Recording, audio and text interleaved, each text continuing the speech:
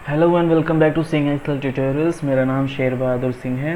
और दोस्तों, home tab series के अंदर अभी तक हमने क्लिप बोर्ड में 3 वीडियोस बनाए हैं, जिसमें आपका कट कॉपी पेस्ट और फॉर्मेट पेंटर के ऊपर हमने भी कुछ सेशंस किए थे, राइट। तो हमारा क्लिप बोर्ड के अंदर ये लास्ट और आखिरी सेशंस होगा, जिसमें मैं आपको पेज स्पेशल वीडियो कवर करूँगा। पेज स्पेशल जो होता है एक्सेल का एक बहुत ही बेहतरीन फीचर होता है, जिसमें आप कॉपी पेस्ट के रिगार्डिंग कई सारे एडवांस भी टास्क कर सकते हैं। अब वो टास्क क्या है वो मैं आपको बता देता हूँ। पेज स्पेशल यूज़ करने के लिए सबसे पहले जो मैंडेटरी चीज़ होती है वो होती है कि आपका जो सेल या जो रेंज या जो कॉलम है, यानी कहा जाए कि जिस चीज़ का पेज स्पेशल यूज़ करना चाहते हैं वो आपका cell, range, columns, sheet copy होनी चाहिए। पहली चीज़, बिना कॉपी किए आप पेज स्पेशल यूज़ नहीं कर सकते हैं। अब जैसे कि मैंने यहाँ पे ये पूरा टेबल ले लिया, कॉपी कर दी मैंने, कंट्रोल सी प्रेस किया। कॉपी करने के बाद अब पेज स्पेशल का शॉर्टकट बता रहा हूँ मैं आपको, वो शॉर्टकट देख लीजिए एक बार। ऑल्ट, अपने कीपैड का ऑल्ट दबाइएगा, ऑल्ट की, इसके बाद ई प्रेस करिएगा और एस प्रेस कर दीजिएगा। जैसे ही ऑल्ट ई एस प्रेस करते हैं आपके सामने पेज स्पेशल का ये एक डायलॉग बॉक्स ओपन होकर आएगा। तो जो मैं आज का ये सेशन दे रहा हूँ, आखिरी सेशन है क्लिप बोर्ड के अंदर का। इस सेशंस में आपको मैं पेस्ट के अंदर के ये सारे ऑप्शंस 1 बाय 1 करके क्लियर करूँगा। उसके बाद ऑपरेशन के अंदर जो ये सारे ऑप्शंस आपको मिल रहे हैं, ये सारे ऑप्शंस मैं एक एक करके क्लियर करूँगा। हो सकता है वीडियो आपको काफ़ी लेंदी लगेगी, बट मेक श्योर आप उस वीडियो को पूरा देखेगा ताकि आपको सारे के सारे फीचर्स पता चल सकें। ओके, आइए बात करते हैं पहले ऑप्शन की। तो पेज स्पेशल में सबसे पहला जो ऑप्शन आता है वो आता है ऑल का। अब ऑल का मतलब क्या होता है यहाँ पे? ऑल का मतलब ये हो गया है कि आपने जितना भी कंटेंट कॉपी किया है, जिस भी फॉर्मेट में किया है, वो एज इट इज़ जिस सेल पे पेस्ट करना चाहते हैं वो एज इट इज़ वहाँ पे पेस्ट हो जाएगा। एज जैसे कि कॉपी करते हो नॉर्मल किसी भी कंटेंट को और नॉर्मल जाके आप पेस्ट कर देते हैं कंट्रोल वी करके, तो यहाँ पे ऑल का मतलब ही वही है कि जैसा आपने कॉपी किया वैसे ही आप पेस्ट कर दोगे। डजेंट मैटर कि वहाँ पे आपने क्या ऑप्शन सेलेक्ट किया, सॉरी क्या कंटेंट सेलेक्ट किया है। तो मैंने यहाँ पे ऑल क्लिक किया, ऑल क्लिक करने के बाद यहाँ पे मैंने ओके प्रेस कर दिया और आप देख रहे हैं और यहाँ पे आप चेक कर रहे होंगे कि यहाँ पे जैसे जैसे मैंने जो जो कंटेंट थे, जिस फॉर्मेट में था, जिस कलर में है, वो सारा का सारा यहाँ पे पेस्ट हो गया है। ओके, पहली चीज़। दूसरी चीज़ मैं आपको यहाँ पे क्लियर करना चाहूँगा, फॉर्मूला।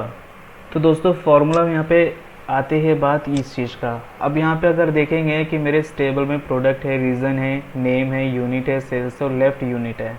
तो आप यहाँ पे देख रहे होंगे कि लेफ़्ट यूनिट में मैंने एक फार्मूला यहाँ पे लगा रखा है। लेफ़्ट यूनिट का फार्मूला है जिसमें मैंने जो है माइनस किया है यूनिट माइनस सेल्स, यानी मेरे पास यूनिट जो थे राकेश के पास, यानी जो हमारा एम्प्लॉय है राकेश के पास 38 यूनिट है, लेकिन उसने उस दिन सेल किया 19, तो उसके पास अभी कितना बचा है? 19 यूनिट और बचे हैं सेल करने के लिए। तो ये जो मैंने यहाँ पे 19 लगाया है लेफ़्ट यूनिट में, ये मैंने फार्मूला लगाया है। अगर मुझे ये रिक्वायरमेंट पड़ती है कि आपको लेफ़्ट यूनिट का पूरा डाटा, ध्यान से समझिएगा, लेफ़्ट यूनिट का पूरा डाटा आपको किसी दूसरे सेल पे कॉपी करना है, ठीक है, यानी पेस्ट करना है। लेकिन मैं ये नहीं चाहता कि जो फार्मूला आप वहाँ यूज़ कर रहे हो, यानी इस कॉलम पे जो जो फार्मूला यूज़ किया आपने, वो फार्मूला नहीं आना चाहिए, मुझे बस वैल्यू चाहिए। तो वो कैसे यूज़ करोगे वो मैं बताने जा रहा हूँ। हमारा दूसरा ऑप्शन है इसमें, मैं सेम पेज स्पेशल का शॉर्टकट यूज़ करूँगा, ऑल्ट ई एस, और जैसे ही ऑल्ट ई एस में प्रेस करता हूँ मेरे पास आ जाता है वैल्यू क्या, ठीक है। यानी कि मुझे सिर्फ और सिर्फ वैल्यू चाहिए, इसके अंदर के जितने भी फार्मूले लगे थे वो फार्मूला नहीं चाहिए मुझे। तो मैं ऑल्ट ई एस प्रेस करूँगा, उसके बाद वैल्यू पे सेलेक्ट करूँगा और ओके कर दूँगा। तो आप यहाँ पे ये देख रहे होंगे जो मैंने पहले जिस पर मैंने फार्मूला लगाया था यहाँ पे फार्मूला लगा हुआ आ रहा है, लेकिन जहाँ मैंने अभी वैल्यू पेस्ट किया है वहाँ पे फार्मूला नहीं आ रहा है, वहाँ पे वो नंबर्स आ रहे हैं जो हमने वहाँ पे कॉपी किए थे। ठीक, आपका ये चीज़ क्लियर हो गया। यहाँ पे मैं आपका लिखते भी जाता हूँ साथ साथ, वैल्यू पेस्ट हो गया हमारा। अब इसके बाद हमारे पास जो थर्ड ऑप्शन आता है वो आता है आपका फॉर्मूला, ठीक है। अभी हमने वैल्यू पेस्ट काम किया था, अब हम फार्मूला पेस्ट पे काम करेंगे। तो दोस्तों फार्मूला पेस्ट से मैं वही आपका यूनिट, लेफ्ट यूनिट जो है काउंट करता हूँ, यहाँ पे कॉपी करता हूँ किसी एक सेल को।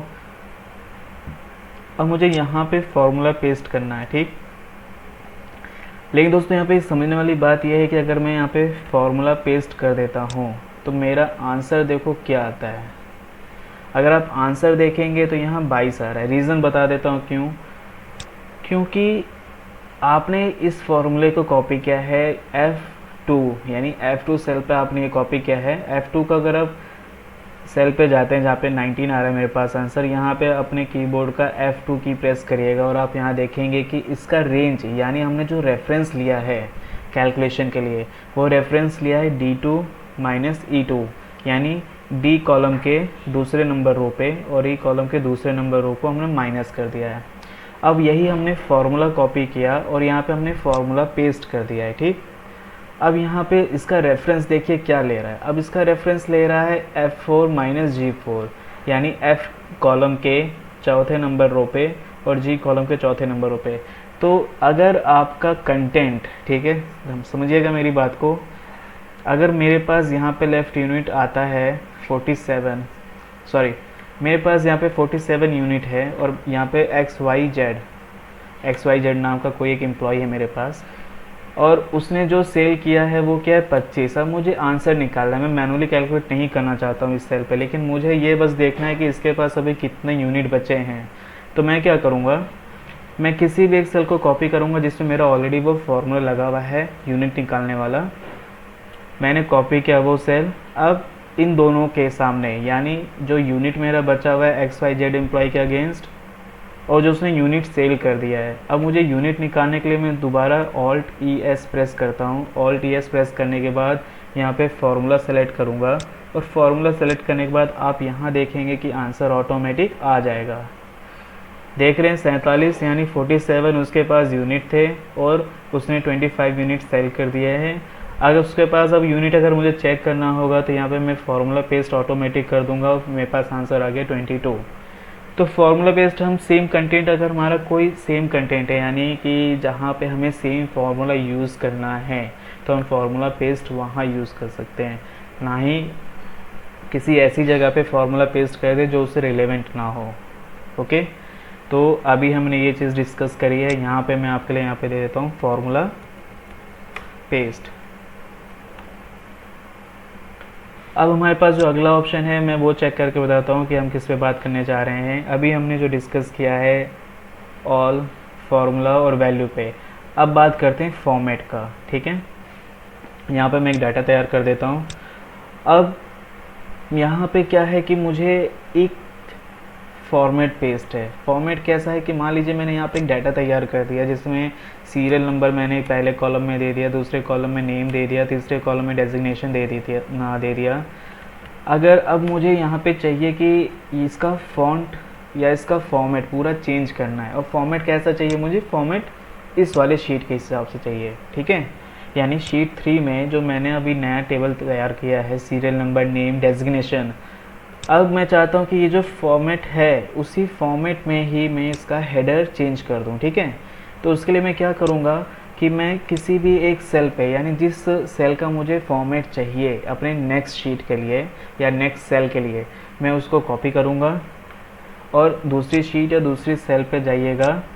अगर आपको एक साथ पूरे हेडर पे यानी पूरे सेल पे एक साथ आपको फॉर्मेट पेस्ट करना है पिछले वाले सेल का, तो आप पहले वो सेल कॉपी करिएगा, उसके बाद दूसरे सेल पे जाके उसको सेलेक्ट करिएगा, अपने कीपैड का Alt ES प्रेस करिए और वहाँ पे जा कर के फॉर्मेट पे क्लिक करके ओके कर दीजिएगा।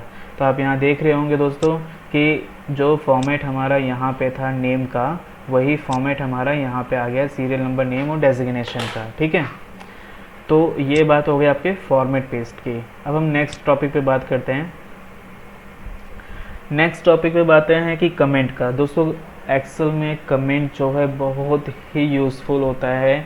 कल को मान लीजिए मेरे पास ये हेडर है, ठीक है। अब मुझे यही नहीं पता कि ये जो यूनिट है वो किस कैटेगरी से बिलोंग करते हैं। वो इलेक्ट्रॉनिक आइटम्स है या फिर आपका नॉन इलेक्ट्रॉनिक है या फिर आपका कुछ वुड से रिलेटेड है आइटम्स। तो मुझे ये नहीं पता कि ये आइटम्स जो है, यूनिट जो है, वो किस कैटेगरी में बिलोंग कर रहे हैं। तो यहाँ पे मैं एक कमेंट डाल दूंगा ताकि कल को ये शीट किसी के साथ शेयर करनी हो तो वो ईज़िली आइडेंटिफाई कर सके कि ये 38 जो है वो किस कैटेगरी में जा रहा है या 25 जो है वो किस कैटेगरी में जा रहा है। ठीक है, तो अब मैं बात करता हूँ ईस्ट जोन की।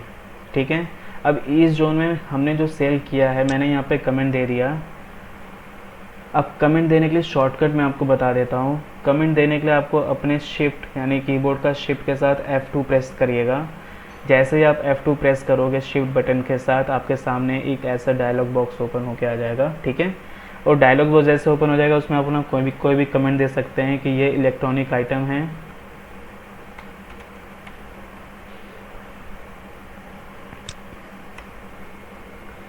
ये मेरा इलेक्ट्रॉनिक आइटम हो गया। अब मेरे पास जितने भी ईस्ट रीजन से बिलोंग कर रहे हैं, अब वो सारे इलेक्ट्रॉनिक आइटम्स ही हैं, उसमें कोई और दूसरा कैटेगरी नहीं बिलोंग कर रहा है। अब लेकिन मेरे पास ईस्ट करके कई सारे मेरे पास रीजन आ रहे हैं, ईस्ट 1, ईस्ट 2, ईस्ट 3, ईस्ट 4। अब मैं क्या करूँगा कि जितने भी ईस्ट से बिलोंग करते हुए आ रहे हैं, मैं कमेंट सेम डालना चाहता हूँ। मेरे पास एक यही मुश्किल है कि कमेंट में हर एक को मैनुअली तो कर नहीं सकता। तो सिंपल है, मैं उस सेल को कॉपी करूँगा जिसमें वो कमेंट मैंने अभी जस्ट इंसर्ट किया है। कॉपी करने के बाद मुझे जिस सेल पे वो कमेंट चाहिए, मैं उस सेल को सेलेक्ट करता हूँ और Alt+E प्रेस करता हूँ और यहाँ पे मेरे पास कमेंट का एक ऑप्शन आ रहा है। मैं कमेंट पे सेलेक्ट करता हूँ और ओके कर दूँगा। और जैसे ही मैं ओके करता हूँ, आप यहाँ देख रहे होंगे कि ईस्ट के सामने 15 जो यूनिट है उस पर अपना माउस लेकर जाकर देख रहे होंगे तो वहाँ पे इलेक्ट्रॉनिक आइटम्स का कमेंट आ गया है, जो कि हमने ईस्ट 1 रीजन वाले में दिया था कमेंट। ओके, तो कमेंट का बहुत ही अच्छा यूज़ आप कर सकते हैं अपने प्रोजेक्ट के साथ साथ। अब नेक्स्ट टॉपिक की बात करेंगे। इससे पहले मैं आपको बताऊं कि कमेंट, अगर किसी भी सेल पे कोई कमेंट है, पहली चीज़ आप उसको कैसे पता करोगे कि वो कमेंट है या नहीं है। वहाँ पे हमेशा नॉर्मल सेल कोई देख रहे हैं, वहाँ पे कॉर्नर पे टॉप साइड में वहाँ पे आपका डॉट जो है, रेड डॉट, वो नहीं है। लेकिन जिस सेल पे आपका कमेंट होगा उस पर रेड डॉट भी होगा। उस पर जब अपना कर्सर लेकर जाओगे तो वहाँ पे वो आपका पॉपअप भी कर जाएगा कि इस पर क्या कमेंट इंसर्ट है। अब यहाँ पे अगर राइट क्लिक करते हो, राइट क्लिक करने के बाद आप इस कमेंट को डिलीट भी कर सकते हो, शो या हाइड भी कर सकते हो। अगर मैं शो या हाइड करता हूँ, सेलेक्ट करता हूँ, तो ये कमेंट यहाँ पे परमानेंटली शो करता जाएगा। ठीक है, लेकिन ये देखने में थोड़ा वियर्ड लगता है, तो आप इसको हमेशा जो है हाइड करके रखिएगा ताकि जब आपका माउस उस जगह पे जाए जिस पे कमेंट है, जिस सेल पे, तो वो पॉपअप करके आए बाहर। ओके, तो आइए हमारे नेक्स्ट जो टॉपिक है उस पर चलते हैं। अभी हमने बात करी all, formula, value, format, comments. अब बात करते हैं वैलिडेशन की। तो दोस्तों वैलिडेशन एक नेक्स्ट अलग चैप्टर है। वैलिडेशन जो हमें मिलता है वो डाटा वाली टैब सीरीज़ में मिलेगा। डाटा वाली टैब सीरीज़ में डाटा वैलिडेशन के नाम से है। ये हम आपको आगे चल के बताएंगे, ये एडवांस लेवल पर चला जाता है। ठीक है, तो वैलिडेशन क्या होता है दोस्तों? वैलिडेशन होता है लिस्टिंग का। जैसे कभी आप अपने एक्सेल में देखते होंगे कि आपके एक्सेल पे जो होता है कुछ इस प्रकार का डॉट बन के आता है, स्क्रॉल बार कह सकते हो आप इसको, ड्रॉप डाउन करने वाला ऑप्शन होता है। तो उसमें जब आप क्लिक करते होंगे तो आपके सामने कई सारे कंटेंट आते हैं यहाँ पे, राइट। तो वो कैसे बनाते हैं वो मैं आपको बता देता हूँ, एक झलक दिखा देता हूँ उसके लिए। अब मान लीजिए मेरे पास यहाँ पे इतने ही एम्प्लॉयज़ मेरे ऑफिस में काम करते हैं, ठीक है। या फिर आपका यहाँ पे मैं नेक्स्ट बता देता हूँ, मैंने यहाँ से कॉपी किया प्रोडक्ट को और इस वाले सेल पे जा करके मैंने वैल्यू पेस्ट कर दिया है, ठीक है। ऑल TSV प्रेस किया और वैल्यू पेस्ट कर दिया। अब मैं चाहता हूँ कि मैं हर एक जो मेरे पास इतने आइटम्स हैं यहाँ पे, ठीक है, इतने आइटम्स जो है मेरे पास, मैं बार बार उनका नाम ना लिखूँ, मैं एक ऐसे लिस्ट तैयार कर दूँ कि मैं उस सेल पे या उस कॉलम पे जब भी मैं ड्रॉप डाउन वाले ऑप्शन पे जाऊँ तो मुझे एक ड्रॉप डाउन का फीचर मिले, उस सेल पे जाने के बाद ड्रॉप डाउन का एक फीचर मिले और उस पर से जो मैंने कुछ आइटम्स सेलेक्ट किए हुए हैं वो आइटम्स मुझे वहाँ पे शो करता जाए, ठीक। अब वो लिस्ट कैसे क्रिएट करना है वो मैं आपको बता देता हूँ। आपको जो लिस्ट तैयार करनी है उसको आप पहले सेलेक्ट कर लीजिएगा, ठीक है। सेलेक्ट करने के बाद डाटा वाले टैब पे जाइएगा, डाटा टैब में जाने के बाद डाटा वैलिडेशन पे जाइए, डाटा वैलिडेशन पे क्लिक करिए।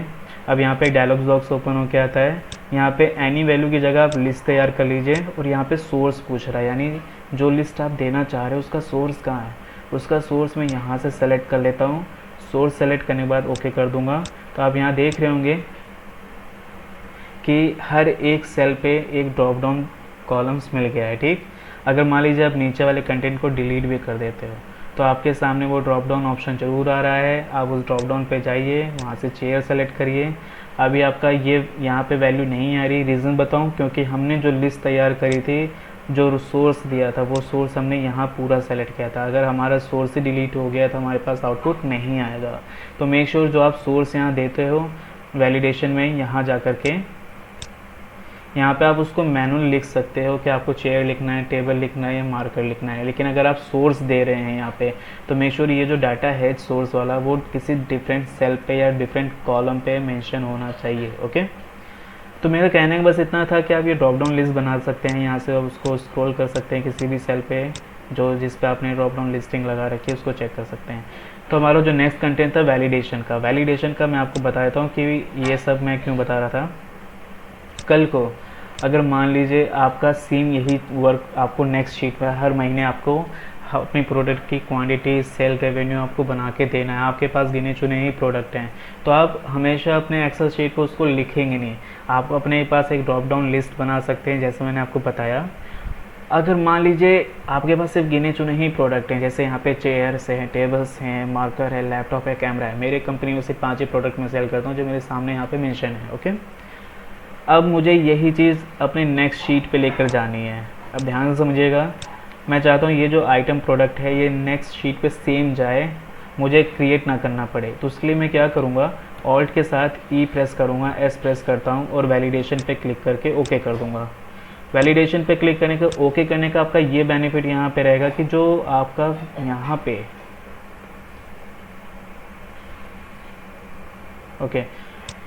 आपका यहाँ पे जो ऑप्शन आपने यहाँ पे सेलेक्ट किया है, ठीक है, आपने सेलेक्ट किया और यहाँ पे आपने वैलिडेशन सेलेक्ट कर लिया। जस्ट मिनट, कहीं दिक्कत हो रही है, एक सेकंड रुकिएगा।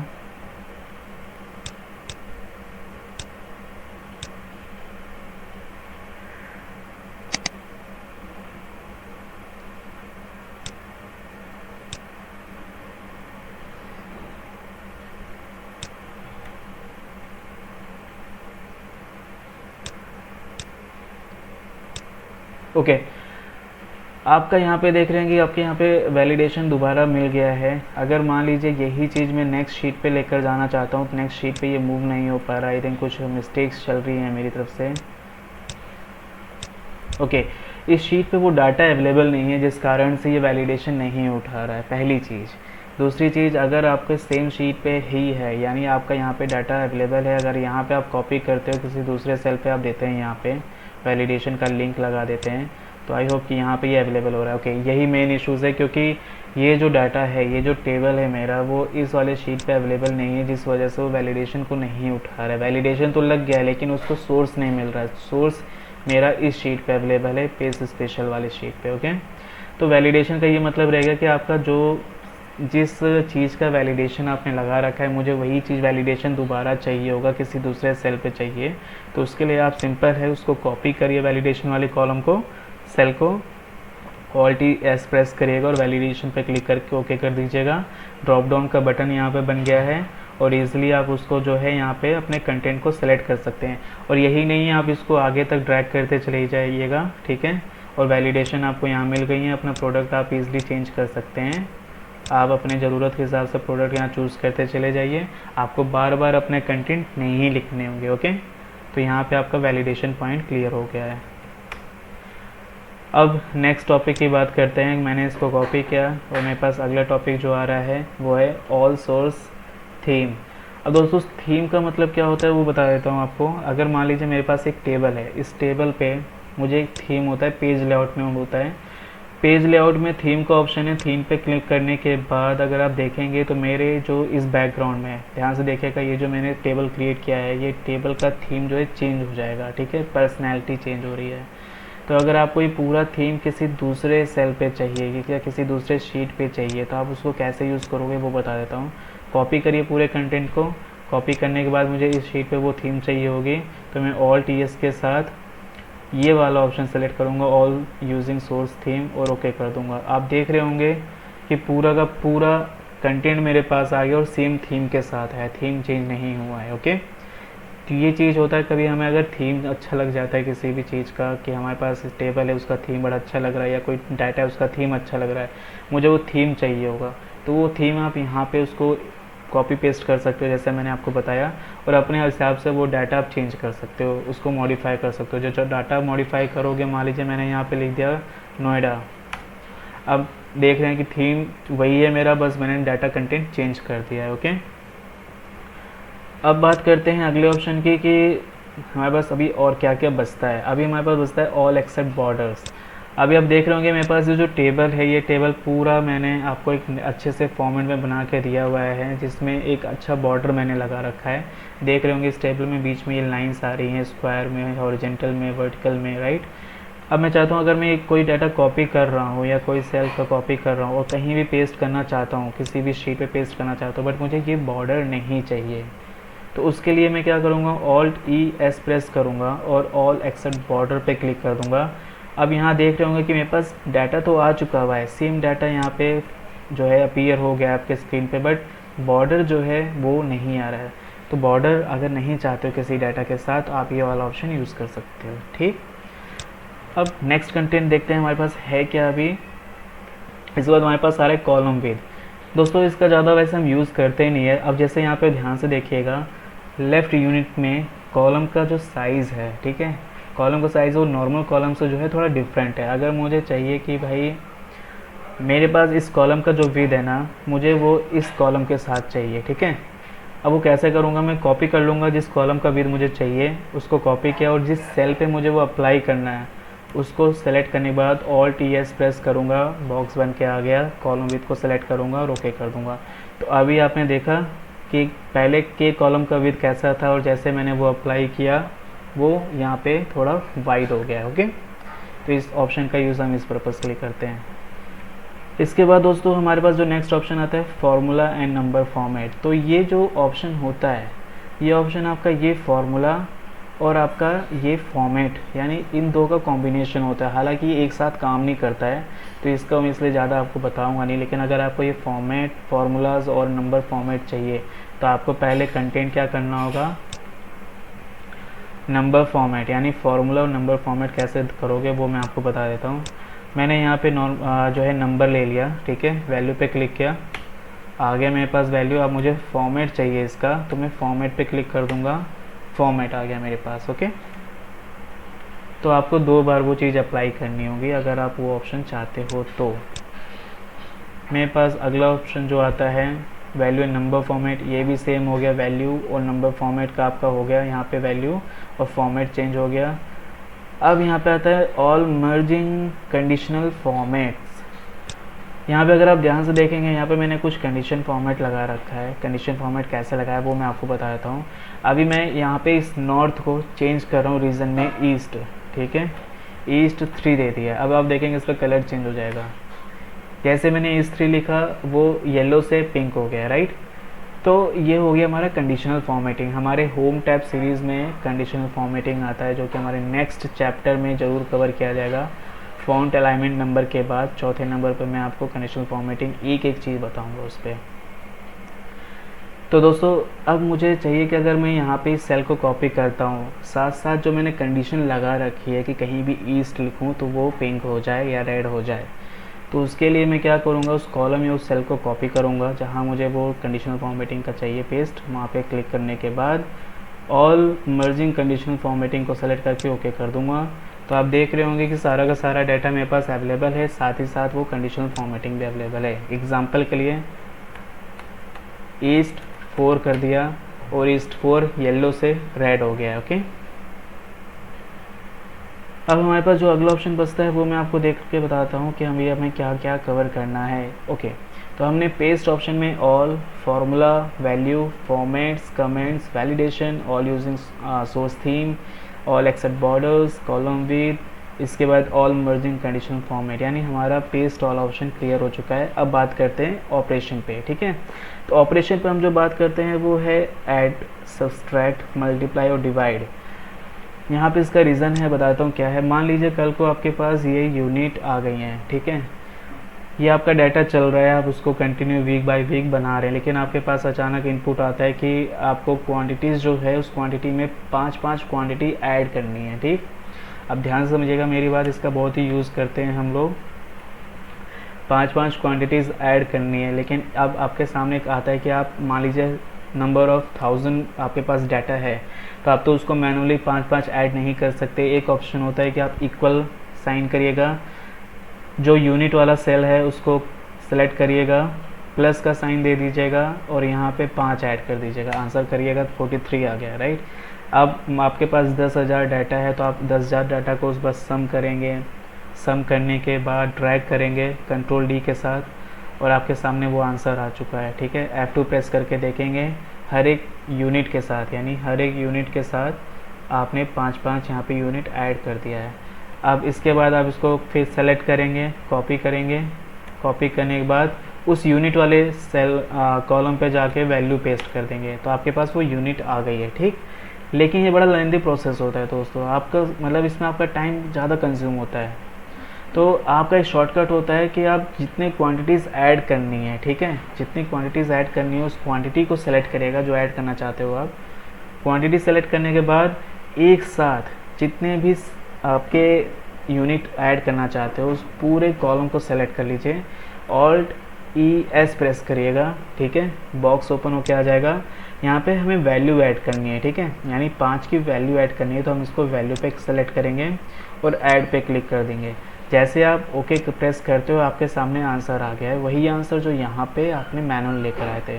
तो कुछ ही सेकेंड्स में आप पूरी यूनिट को ऐड कर सकते हैं। ठीक है, अब यही चीज़ अगर फिर आपको कुछ टाइम के बाद इनपुट आता है कि आपका 10 क्वांटिटीज़ माइनस कर देने आपके वेयर हाउस वाले पे से, तो आप क्या करोगे, सेम कॉपी करोगे उस वैल्यू को जो माइनस करना चाहते हो और पूरे कॉलम को सेलेक्ट करके ऑल्ट ES प्रेस करिएगा और सब्सट्रैक्ट पे क्लिक कर दीजिएगा। सब्सट्रैक्ट पे क्लिक करने के बाद जितनी क्वांटिटीज़ माइनस करना चाह रहे तो उतनी ही क्वांटिटीज़ आपकी यूनिट में से माइनस हो जाएंगे ऑटोमेटिकली। ठीक, अब यही चीज़ अप्लाई करना होगा अगर आप मल्टीप्लाई करना चाहते हो, यानी कि आप 10 टाइम्स आपके पास यूनिट इंक्रीज़ हो गई है, सडनली आपके पास जो है आपका प्रोडक्ट बढ़ गया है। ठीक है, डिमांड मार्केट में आ गई तो आपने अपना वेयर हाउस 10 टाइम इंक्रीज़ करना चाहते हो, तो आप फिर वही कॉपी करिए, यूनिट पे जाइए, यूनिट को सेलेक्ट करिए, ऑल्ट ES के साथ यहाँ पे मल्टीप्लाई सेलेक्ट कर लीजिएगा और वैल्यू सेलेक्ट कर लीजिएगा। अब देख रहे होंगे ये 10 टाइम जो है ज़्यादा यूनिट आपके स्टोर में ऐड हो चुकी होंगी। ठीक है, तो ये कुछ चीज़ें होती हैं जो कि हमें फ्रिक्वेंटली यूज़ करना होता है और आप उसको कैसे यूज़ कर सकते हो ये मैंने आपको बताया। इसके बाद हम नेक्स्ट जो है हमारे पास जो ऑप्शन आता है वो मैं आपको बता देता हूँ चेक करके। अब हमारे पास आता है स्किप ब्लैंक और ट्रांसपोज, ठीक है, और पेस्ट लिंक। अब स्किप ब्लैंक का क्या होता है यूज़ वो मैं आपको बताता हूँ। मान लीजिए राकेश हमारा एक एम्प्लॉय है, राकेश और महेश की बात करते हैं, मैं इनको हाईलाइट कर देता हूँ। राकेश और महेश, ठीक है, ये दो हमारे एम्प्लॉयज़ हैं जिन्होंने कोई भी सेल नहीं करी है, इनका 0 जा रहा है, 0 को हटा के मैंने यहाँ पे ब्लैंक कर दिया है। ठीक, अब महेश ने भी यहाँ पे 0 सेल किया है। अब मुझे ये चाहिए कि भाई अब अगर ओवरऑल देखा जाए तो 350 आइटम, अगर मैं प्रिंटेज का देखूँ 350 आइटम यूनिट दिए थे उनको, उन्होंने 14 सेल किया और 336 आइटम बचे हैं। ठीक, अब मुझे फाइनल एक आउटपुट लेकर जाना है कि किसने कितना सेल किया और किसका कितना बचा है। ठीक, तो मैं क्या करूँगा कि सेल वाले पे जाके कॉपी करता हूँ, मुझे किसी को दिखाना है डाटा कि कितना बच रहा है मेरा आइटम, तो स्किप ब्लैंक का ऑप्शन सेलेक्ट करता हूँ और ये सेलेक्ट कर लिया। ठीक, अब इसको मैं दूसरे एग्जांपल के लिए समझा देता हूँ आपको। मान लीजिए मेरे ये कुछ एम्प्लॉयज़ हैं यहाँ पे, ठीक है, कुछ एम्प्लॉयज़ हैं। अब इनकी नेक्स्ट सैलरी जो है वो है 10,000, 11,000, 12, 13, 14, 15, 16,000 नेट सैलरी इनकी ये चल रही है इस समय इनके वर्क के हिसाब से। अब यहाँ पे आती है बात इंक्रीमेंट की। ठीक है, इंक्रीमेंट यहाँ पे सबका 1,000 हुआ है, किसी का नहीं हुआ, किसी का हुआ और किसी का नहीं हुआ है। ठीक है, तो दोस्तों अब इंक्रीमेंट के बाद का जो अमाउंट है वो कितना होना चाहिए बताइए। इंक्रीमेंट के बाद का अमाउंट होगा ये, ठीक। तो मुझे अब यही आंसर लेकर आना है, यानी जहाँ इंक्रीमेंट हुआ है वो 11,000 हो जाएगा, जहाँ नहीं हुआ है वो जो प्रीवियस अमाउंट है वही हो जाएगा। ओके, तो अब ये कैसे लाएंगे वो मैं आपको बताया। तो मान लीजिए ये ऑप्शन आता है आपके पास, या तो यहाँ पे आप एक यहाँ पे फॉर्मूला लगा सकते हैं इफ़ का, जो कि काफ़ी लेंदी प्रोसेस होता है कि इंक्रीमेंट के बाद का अमाउंट का मैं आपको दिखा देता हूँ, रुकिए।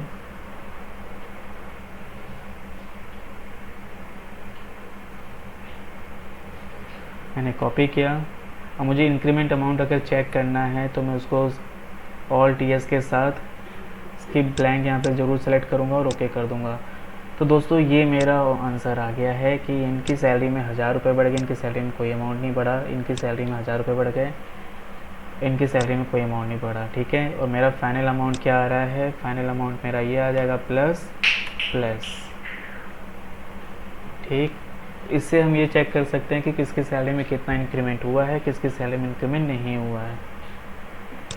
अब इसके बाद हम बात करते हैं आखिरी हमारे पास जो ऑप्शन आ रहा है वो है आपका ट्रांसपोज का, ठीक है। ट्रांसपोज का यूज़ क्या करते हैं कि मान लीजिए मेरे पास ये इस समय वर्टिकली शो कर रहा है। अब ये डाटा मेरे पास वर्टिकली शो कर रहा है, लेकिन ये डाटा मैं हॉरिजेंटली दिखाना चाहता हूँ अपने पर्पज़ के हिसाब से। तो मैं क्या करूँगा, ऑल्ट ES प्रेस करूँगा और यहाँ पे ट्रांसपोज पे क्लिक करूँगा और वैल्यू पे सेलेक्ट कर दूँगा।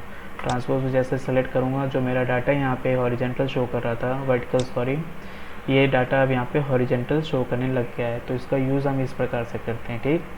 हमारे पास अब नेक्स्ट जो ऑप्शन आता है वो आता है आपका पेस्ट लिंक का, और ये इसका यूज़ हम करते हैं दो तरीके से। मान लीजिए ये डाटा मैंने कॉपी कर लिया, अब हमारे पास एक शीट है जिसमें ये इसी डाटा का हम डुप्लीकेसी ले आना चाहते हैं यहाँ पे।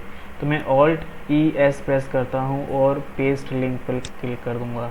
अब पेस्ट लिंक पे क्लिक करने का क्या हुआ पर्पज़ वो मैं आपको बता देता हूँ। अगर यहाँ पे आप देख रहे होंगे कि इक्वल पेज स्पेशल मेरे इस शीट का नाम है, और B2 क्या है, B2 सेल का नाम है, ठीक है। B2 यानी ईस्ट। अगर आप यहाँ देखेंगे तो मैंने अभी जो है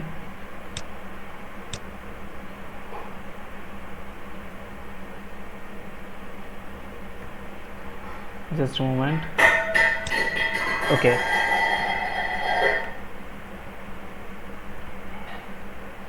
अगर आप यहाँ देखेंगे कि मैंने ईस्ट 1 सेलेक्ट किया है जो कि B2 कॉलम पर है, और मैं यहाँ जाता हूँ पेज स्पेशल पे, B2 पे मेरा ईस्ट 1 है। कल को यहाँ मैं कुछ मॉडिफाई करता हूँ, मैंने यहाँ पे लिख दिया कि नोएडा, ठीक है। मैंने नोएडा यहाँ पे लिखा B2 कॉलम पे, ध्यान से देखिएगा। यहाँ पे मैं आता हूँ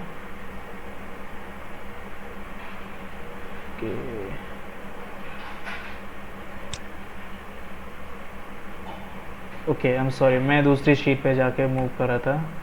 मान लीजिए यहाँ पे मैंने नोएडा लिख दिया है। शीट 4 पे आते हैं, यहाँ पे आप देखेंगे कि यहाँ पे भी नोएडा आपका यहाँ पे शो कर रहा है, ठीक है। यानी कि पेस्ट लिंक का आपका बेनिफिट ये होता है पेस्ट लिंक का कि आपके ओरिजिनल डाटा में अगर कोई चेंजेस हो रहा है तो वो सेम चेंजेस आपके उस शीट पे होगा जिस शीट पे आपने पेस्ट लिंक का यूज़ किया हुआ है, ठीक है। तो पेस्ट लिंक हम इस प्रकार से यूज़ करते हैं। कल को मान लीजिए अगर आप यहाँ पे यूनिट चेंज हो जाता है, मैंने 500 यूनिट कर दिया है, तो मैं नेक्स्ट जो है कॉलम पे जाता हूँ, मैं देखूँगा कि नोएडा रीजन में 500 यूनिट बढ़ गए हैं, तो ऑटोमेटिक आपका एक बैकअप बनता रहेगा, ठीक है, पहली चीज़।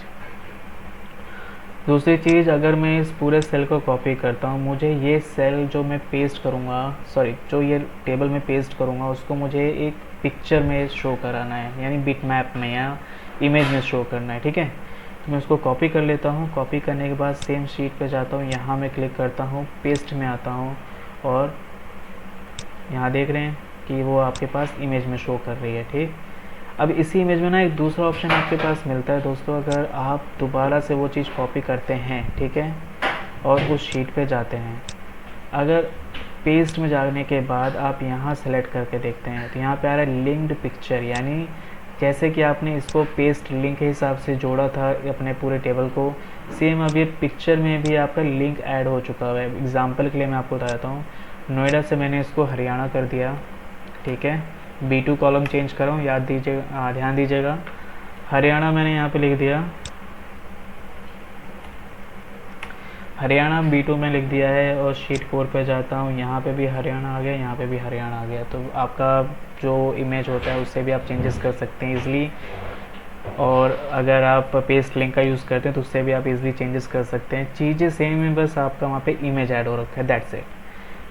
तो यहाँ पे हमारा पेस्ट स्पेशल का जो है यूज़ ख़त्म हो चुका है। आई होप कि मैंने आपके सामने सारे के सारे यहाँ पे फीचर्स लिख दिए हैं, बता दिया है, कोई भी छूटा ना हो। और उम्मीद है कि ये वीडियो आपको अच्छी लगेगी। इसके कुछ शॉर्टकट्स, जैसे मैंने आपको बताया था कि शॉर्टकट आपको एंड में ज़रूर बताऊँगा। तो शॉर्टकट कुछ इस प्रकार के हैं।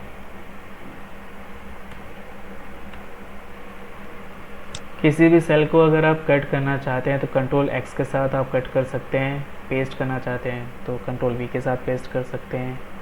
ठीक है, तो ये कुछ शॉर्टकट्स हैं जो कि मैं वीडियो के डिस्क्रिप्शन पे भी ज़रूर आपके साथ शेयर करूँगा और आपके लिए बहुत ही यूज़फुल होगा।